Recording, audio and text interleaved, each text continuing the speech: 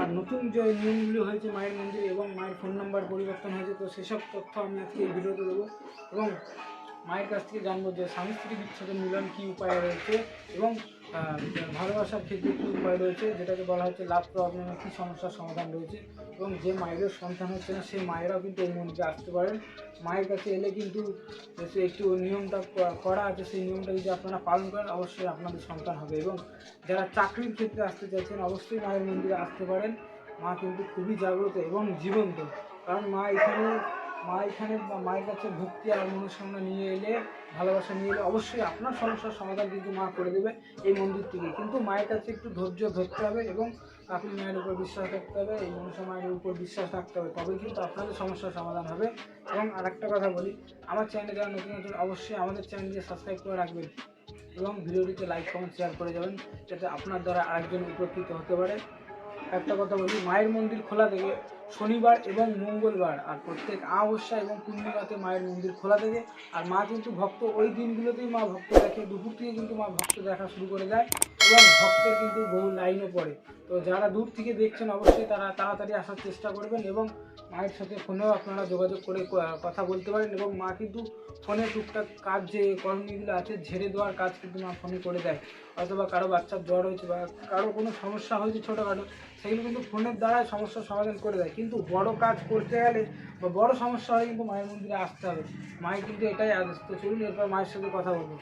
যাদের বিবাহ হচ্ছে না বা অনেকেই বলছে যে মাঙ্গলিক দোষ কিভাবে কাটাবো।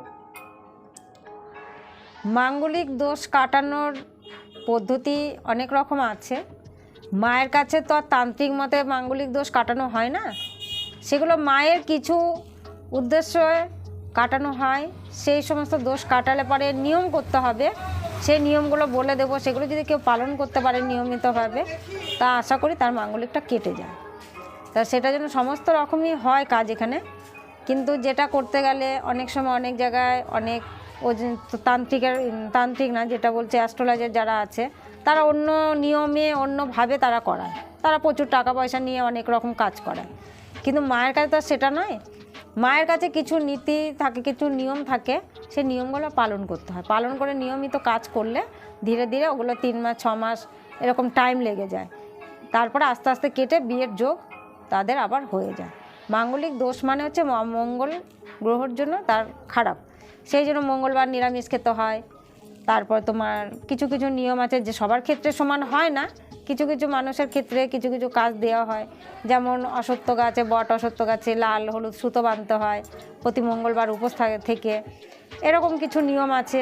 আবার কারো ক্ষেত্রে হয়তো বাবার মাথায় 3 মাস নিয়মিত উপোস করে জল ঢালা, সেগুলো তো মাঙ্গলিক কিছুটা কেটে যায়। মানে মাঙ্গলিকের কিছু কিছু ধাপ আছে, কারো ডবল থাকে, কারো সিঙ্গেলও থাকে, অনেক রকম পদ্ধতিভাবে কাজগুলো করানো হয়। সবার তো একরকম দোষ হয় না, আর মাঙ্গলিক হলেই যে সবার একই রকম কাটাতে হবে এমন কোনো ব্যাপার নেই। তা মাঙ্গলিক কাটানোর জন্য অনেক রকম আছে, যেগুলো ঘরোয়াভাবে মায়ের আদেশে যেগুলো হয়। মায়ের আদেশ হচ্ছে নিয়মের উপরে নির্ভর করে, আর ঈশ্বরের যেগুলো ঈশ্বরের প্রতি অর্পণ করলে যে দোষগুলো কাটে সেগুলো হচ্ছে মায়ের কাছে কাটানো হয়। সেগুলোর জন্য আমরা তো আর ওই তান্ত্রিকের মতন হোমযজ্ঞ আমাদের মধ্যে হয় না, ঠিক আছে। তা মাকে বিশ্বাস আর ভক্তি করে যদি সেই কাজ করতে পারে তাদের মাঙ্গলিকও কেটে যাবে। বিয়ের শুভ যোগ করার জন্য মায়ের কাছে কিছু জিনিসও দেওয়া হয়, যে দোষ কাটিয়ে তাদের, যেমন কড়ি আর হলুদ, শুকনো হলুদ গোটা, সেটা আর হচ্ছে কড়ি, এইগুলো পুড়ে দেওয়া হয় মায়ের কাছ থেকে। সেগুলোকে নিয়মিত ধূপধুনো দেখাতে হয়, মাকে স্মরণ করে মায়ের কাছে প্রার্থনা করে মা তাদের সমস্ত বাধা কাটিয়ে তাদের শুভ যোগাযোগ করে দেয়। বিয়ে এরকম অনেক ভক্তরা এসছে, ছেলে মেয়েদের বিয়ে যোগ হয়, বিয়ে হয়েওছে। এখান থেকে অনেকে এসে বিয়ের মায়ের কাছে এসে বিয়ে করার পরে মায়ের কাছে জানিয়েও গেছে, এসছেও অনেক। তা এই সমস্ত কাজই এখানে হয়। ব্যবসা আগে ভালো চলতো, এখন হঠাৎ করে খারাপ হয়ে গেছে বা শেষের পথে। এক সময় তার দোকান ভালো ছিল বা যে কোনো ব্যবসা সে করছিল, সফলতা পাচ্ছিল, কিন্তু এখন হঠাৎ করে সেই দোকানটা বসে গেছে বা কী করা যাবে সেটা আবার উঠালে বা আবার উঠানো যায় নতুন করে। সেই ক্ষেত্রে তোমাকে মায়ের কাছে সম্পূর্ণই মায়ের জল ফুল মাটি আর বিশ্বাস ভক্তি দিয়ে সেটাকে তুলতে হবে। ওর মধ্যে মধ্যে কিছু জিনিস আমরা দিয়ে দিই মায়ের আদেশে, মা সেই ওষুধ আমাদেরকে দেয়। তা সেইগুলোই আমি আবার সকলকে দেই, সেই নিয়মিতভাবে সেগুলোর জন্য ধূপকাঠি পুড়ে দেওয়া হয়। মায়ের আরও কিছু কিছু জিনিস আনতে বলা হয়, সেগুলোর জন্য শালু কাপড় লাগে, তারপরে তোমার ওই লোহার কর লাগে, হলুদ লাগে, টাকা এরকম কিছু কয়েন টয়েন দিতে হয়, 1 টাকার কয়েন টয়েন এসব দিয়ে মানে কিছু জিনিস মায়ের কাছ থেকে করে দেওয়া হয়, সেগুলো দোকানে বাঁধতে হবে। আর নিয়মিত সেই কাজগুলো করতে হবে, জল টল পড়ে দেওয়া হয়, সেগুলো ছেটাতে হবে। এইগুলো করলে কি হয়, ধীরে ধীরে মানে যেটা বলতে পারো, দেখো জিনিস যদি একবার নষ্ট হয়ে যায় সেটা তো আর আগের মতন হয় না, তবু করে খেতে পারবে, চলতে পারবে। একদম অচল জায়গা থেকে একটু হলেও তার সফলতা পাবে, ভালো হবে। হ্যাঁ, যাতে ব্যবসা বাণিজ্য করে মানে বন্ধ হয়ে গেছে, যাই হোক টুকটুক করে খেতে খেতে খেতে চলতে চলতে চলতে চলতে ধীরে ধীরে ওটা উঠবে, এরকম কাজগুলো মা করে দেয়। এবার সব জিনিস যে একদম তুমি বলতে চাইবে যে পুরো আমি আগে যেমন ছিলাম সেরকম যেন হয়ে যায়, সেটা খুব কম সম্ভব। সেটা কিন্তু একবার নষ্ট হয়ে গেলে সেই জায়গাটা কখনো আর সেরকম হয় না, কিন্তু হবে। তুমি একদম পড়ে যাওয়ার চাইতে যদি চলতে পারো, সেটা তো মায়ের অনেক আশীর্বাদ, অনেক বড় পাওয়া না। তা সেই ক্ষেত্রে আমরা করি। এবার নিয়মিত যদি কেউ করতে পারে, ধীরে ধীরে অনেকটা এগিয়ে যাবে।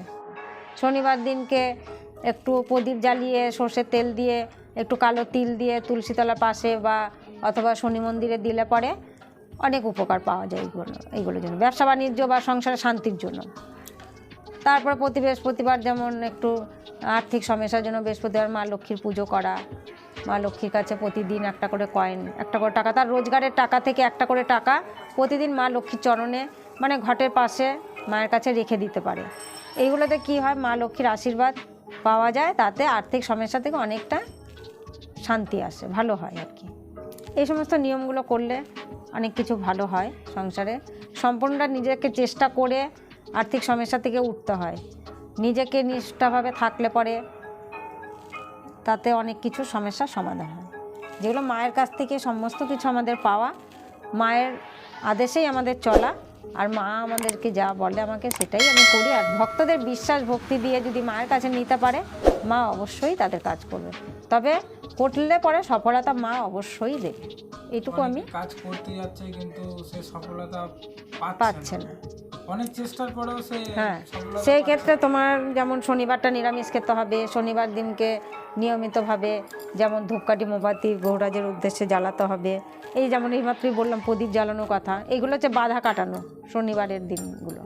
তারপরে তোমার এই যে হনুমান চালিসা পাঠ করা, এগুলোতে সংকট মোচন, মানে যে কোনো সংকট থেকে উদ্ধার পাওয়া।